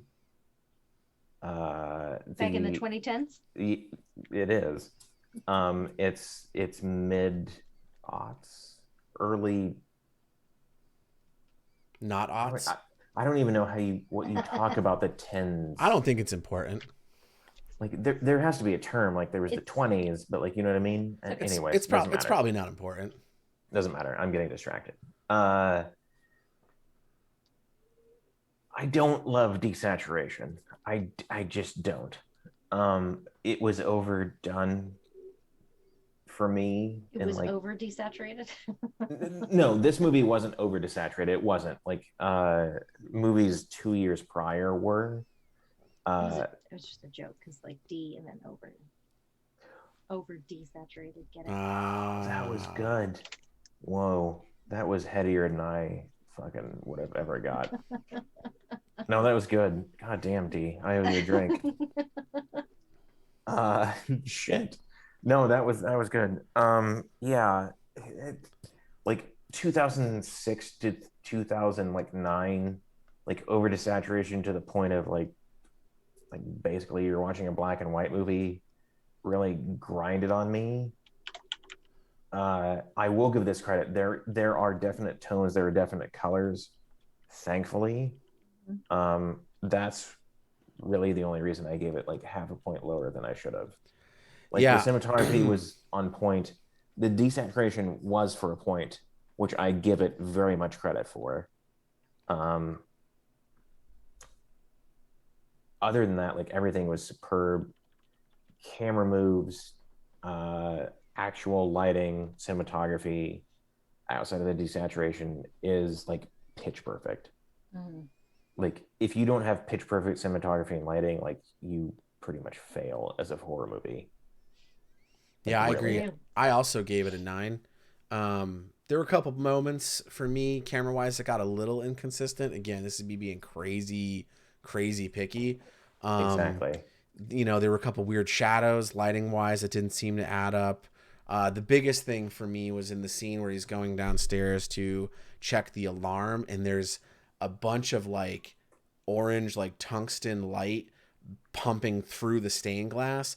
And I saw it and I was immediately like, oh, that's like a fucking 10K, you know, blowing through that window to motivate the light down the stairs, because the scene's so dark. You've got to get light in the room reasonably somehow. But when you like you're tracking Pat down the steps, you see all this yellow orange light blowing like it looks like sunlight through the window, and then you turn the camera and look at the door and it's pitch black outside. Yeah. Like if the sun or if the moon is picking up that much light from the sun that it's going to illuminate so much so of your house in that light, the front needs to have a kiss of it too, or it's not going to play for me. That was the biggest sin for me on this one on that. But otherwise, phenomenal across the board. Camera and lighting. Denise, you'd mentioned dolly zooms earlier in the use of that. Like excellent work across the board. But what do you do? What do you do, Denise? What do you do when you've got all this amazing footage and all these amazing performances, and it's time to put the movie together and you're in post with the editor? What are you going to do? What are you going to give Insidious for editing? Man, I thought that they did a phenomenal job mixing when they're talking about the dream world and cutting that into the conversations that they're having. I thought they did a really great job, like when Barbara Hershey's describing when she went in her dream that she went into Dalton's room. I'm using actors' names and character names because Lorraine, I think, is her name. I thought they did an excellent job there. I'm gonna go with, because some of them were longer shots. Like maybe it could have been a little more dynamic. I'm gonna go with a 9.5, just because I'm feeling saucy. I thought it was very well done. Yeah, Glenn, what about you, man? What do you think about the post process here in Insidious? The editing, I give it a 9 as well. I don't want to say it's much better than a lot of horror movies, because that isn't fair. Because a lot of horror movies have great editing, because they have to. Mm-hmm. I know we agree that this isn't like only a jump scare movie, but like there are a fair amount of them. And the only way to make jump scares effective are with great or assaulting sound design, but more importantly, with superb editing. Mm-hmm. Like a jump scare will not work with shit editing. It just won't. Yeah.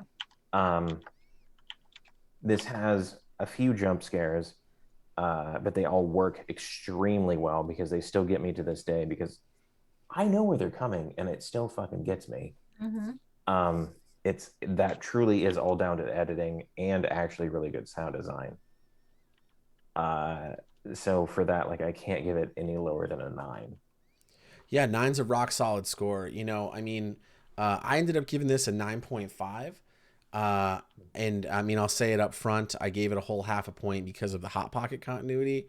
It's true. That was great continuity. Yeah, I missed that one. When Specs and his boy are in there, what's his name? Ted? Tucker. And Tucker's eating a Hot Pocket, and you watch that scene, and they're cutting from his OTS to his coverage in the 2-shot. And every time he takes a bite of the fucking Hot Pocket every time the camera moves. And I don't know if they just shot it from that back angle for that shot, because there's no reason to stay in that shot for something, but they keep cutting back and forth, and the Hot Pocket continuity stays.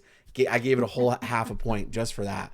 But like overall, you know, the other 9 points of this score were very well earned, because one of the things that, again, that like the post working with production is vital, right? You got to know the vision even before you get into the edit bay. And, you know, camera gave us all these really amazing kind of tracking, like steady cam shots behind Rose. And it made you feel like something was there watching her, not just you watching the movie. But that shit got so tight that it got uncomfortable to watch. Editing was able to carry that feeling through when you did come out of these long shots and make you feel like you were still very much there as something that shouldn't be there watching what's playing out. And I attribute that all to editing. There was a couple things here and there that felt a little choppy and jarring to me, but overall 9.5, exceptional work in the post department on this in all aspects. Well done to that team. And then here we are at our favorite part of the night, where we get to gush and let loose. The technical shit has been put to bed, and it's time to talk about why we loved this movie. L'enjoyability. And Denise, I want to know your thoughts. What was the enjoyability factor for you in this film? A 10. That was a 10, hands down. I will I highly recommend this to anybody, and it's definitely a rewatcher. 100%. I have rewatched it at least half a dozen times, probably more. And what I love so much about it is that it still affects me the same way it did the first time I watched that. You can't say that about many movies. Yeah. Like that is, I could say that about a couple of movies. And that is truly what I look for, I guess, in any movie. If you're talking about a comedy or a drama, Galaxy Quest. Okay, so maybe I can bring it up over too. I still laugh. I saw that like 85 years ago. There are still moments that have me in stitches. I haven't watched it again, but I have a feeling that something like The Orphanage would do it. I've only seen it a couple of times, but with something like Pan's Labyrinth, there are only a few just stellar movies that will affect you as if you just first saw it, and you don't have to chase the dragon there with the movie, you know. Yeah, Glenn, what were your thoughts on enjoyability here? What'd you give it, bud? I want to say this before I actually give him. Oh no, I give special effects a slightly lower score than I did here. Okay, I gave enjoyability an 8.5. How dare you get out? Which is he's pulling the producer card, firing someone live on TV. Who are you, Vince McMahon? Get out of here. Let the man talk. Glenn. Fine. 8.5 from the Goo. The only lower score I gave it. Oh, where did I see my 8? On special effects, because there weren't many. My 8.5. Don't get me wrong. This literally is technically, like, from a technical aspect, one of the best horror movies made, period. And that pains me. What? Point? Did I say fast point? I think you said ass point. The classic ass point defense. Aspect and point, maybe? I don't know. Anyway, I'm sorry. Carry on. We'll have to go back to the tape. I might have. If I someone clipped the last 30 seconds, so we're gonna find out. I don't know. If I did say fast point, I'm sorry that I was at Ridgepoint High or whatever. Also wrong. Keep going, Glenn. I know. That was the joke. No one gets Glenn's humor, especially John Carpenter. Chloe Fates. Anyways, I literally just heard somebody. I did too. Is your fucking house haunted, Glenn? I mean, hurry and finish your description before the demon gets you. Enjoyability, 8.5. 8.5. The reason I gave it that, it is like basically technically, from a technical standpoint, a perfect horror movie. Jesus. Sour IPA's catching up with you there, bud. They are. Oh. That's why you got to Also, stick to to be stick to the fair, clause. Ain't no laws. it's been an incredibly long week, which is also why I've been a little slow tonight too in getting to the words. Words are hard. It's been a very long week at work. Yeah, and life. I don't have an excuse. Like, anyways. Oof. Sorry, I literally lost my place where I was reading. That's so embarrassing. 8.5. No, the reason I didn't give it a higher score is like it's me. It's my brain, and I this is enjoyability, and for me, enjoyability isn't just about how much it scares the shit out of me, because like if it was that, it was a 10. 10 on the scare factor. Maybe that should be one of the categories. It should be, but like I was just thinking the same thing. Scare star. Yeah, we'll see. We'll give it bonus stars like in bonus fucking points. Mario Party. This is why I gave it slightly less points, because I cannot watch this all the time. I can't do it. It's too intense in a good way. It is intense. It's not Irreversible or some horrific horror movie. It's not Martyrs or whatever else you want to talk about. Those are both French movies, I think. Anyways, like horrific things that I don't want to watch all the time. Like, I will rewatch this. It's just in an enjoyability level. I can't watch this all the time. I do get scared. To be honest about myself, I am affected by horror movies pretty easily. If they're effective, and this is a very effective horror movie. Yeah. The only reason it's lower than this, because I won't really lower a horror movie for being too scary, because that seems ridiculous. Yeah. The reasons I give it a little lower, like I said earlier, like a little bit clunky for me in the like we're switching from dad was like skeptic to like, oh, by the way, I'm a kindred spirit to my son. Like, I get it. Like, it's a good story arc, but like, You didn't like it. I didn't. It was a little clunky for me, and it was kind of like, here's 4 minutes to explain why dad's gonna like come out of his shell and do this thing. Again, desaturation was a little too much for me, but again, like, this is of the time, like fucking every movie that wasn't even a horror movie did it too. Like, this is 2010, correct? Yeah, 2010, and you gave it an 8.5. Right. Yeah, all right. So you hate this movie like you hate John Carpenter. Yep, makes sense. I think this is my highest I think this is higher than the fucking movie I picked. Well, let me tell you a bit about what I gave this movie. All right, sorry. Again, I rambled too long. Hey, it's okay, buddy. I know how to work with you. It's all right. I'm a very good policeman. So I gave this a 10, fucking 10. Sorry, Billy Bob from Varsity Blues gives it a 10, a fucking 10. I love this movie. I think it's phenomenal. I think it's damn near perfect, and I would be remiss to not give it a 10. Like Denise said, rewatchability on this is bananas high. The whole series you can just burn through over and over again. It's too much. It's too much. Yeah, too much for you. Perfect. This is the porridge that's just right for someone like me. Yeah. But I will say, I'm not going to watch it after we get off the phone here. I'm not. What's too spicy then? I'm not going to do that. Well, that's the thing. For me, a movie can never be too scary. It could be too violent. It could be too gory. But I think when you take a concept like this and you remove some of the other tips and tricks that the genre will use to deliver an effective horror film, I think to tell this story the way they told it, it's a 10. Yeah, I love this movie to the moon and back. I'm such a big fan.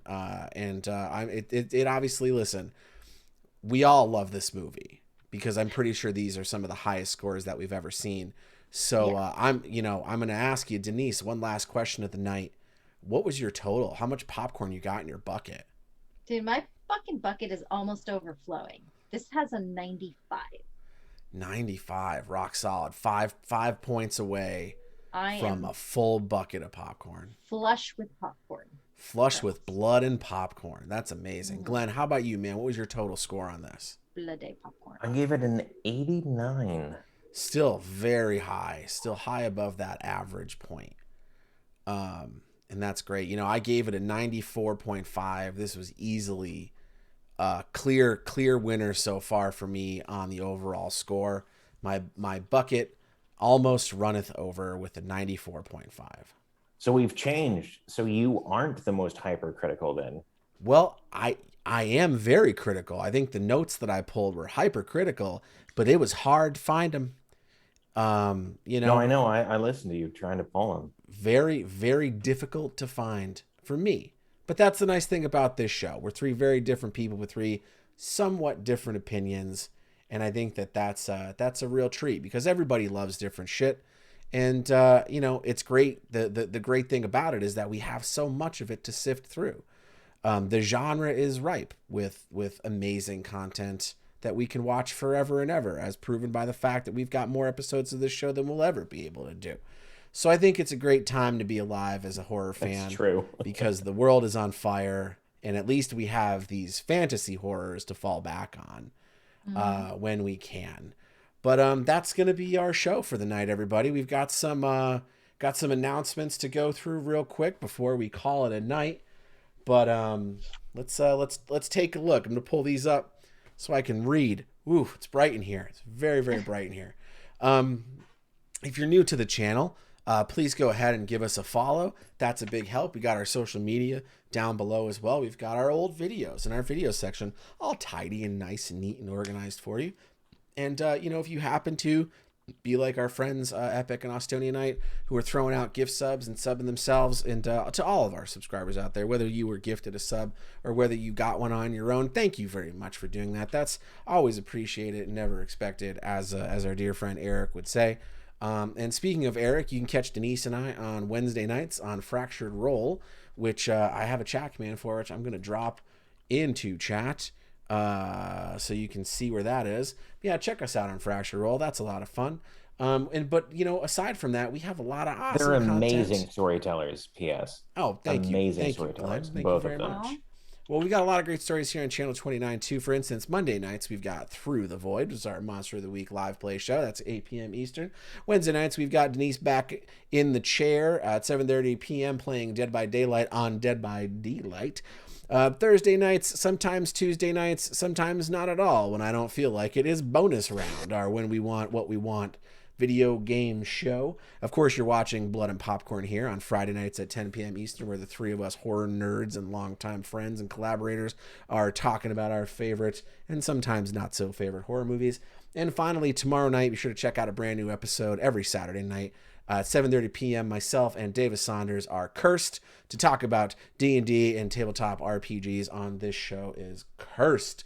And don't forget, we've got our channel emotes are up. You might have seen them here going throughout the night, our tier 1 and 2 and 3 channel emotes. And, of course, our chat commands, which you've seen popping up throughout the evening. Guys, we did it. Another successful episode in the bag.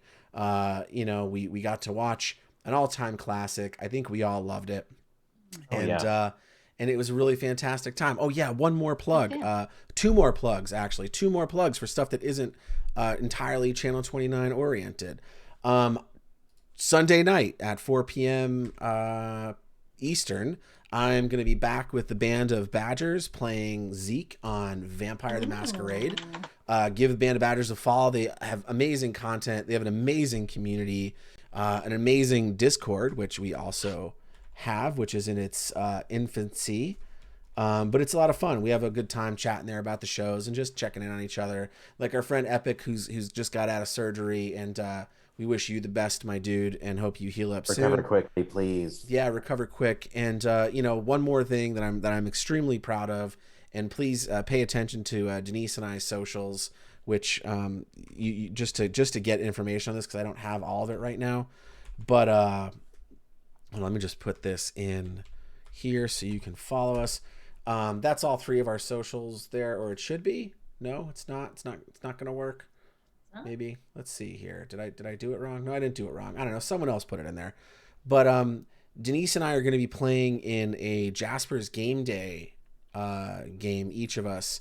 And that's really exciting. If you are unfamiliar with Jasper's Game Day, go ahead and check out the website here that I just dropped into chat.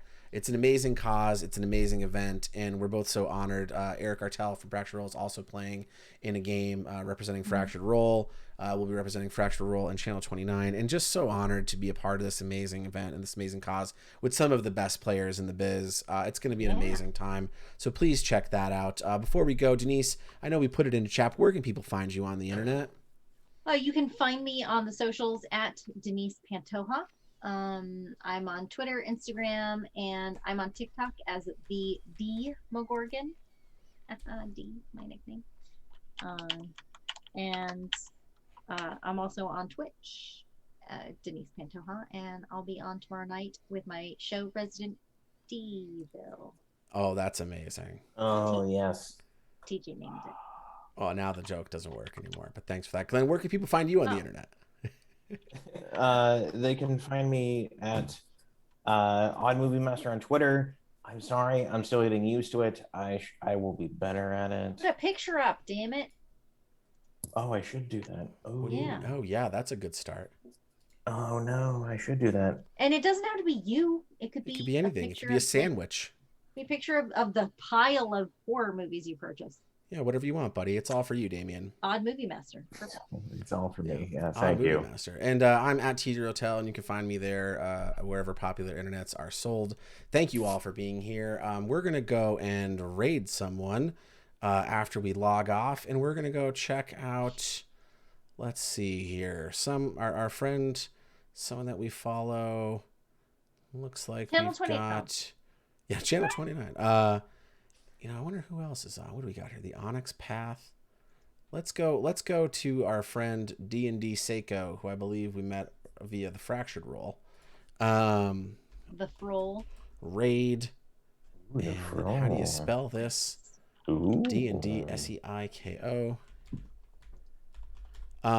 Yeah, so if you want to hang around, watch a little Tomb of Annihilation stream over there with D&D Seiko, that would be awesome. But epic fail. I rolled oh no. Oh yeah, D trips and falls out of her chair, rolling that critical failure.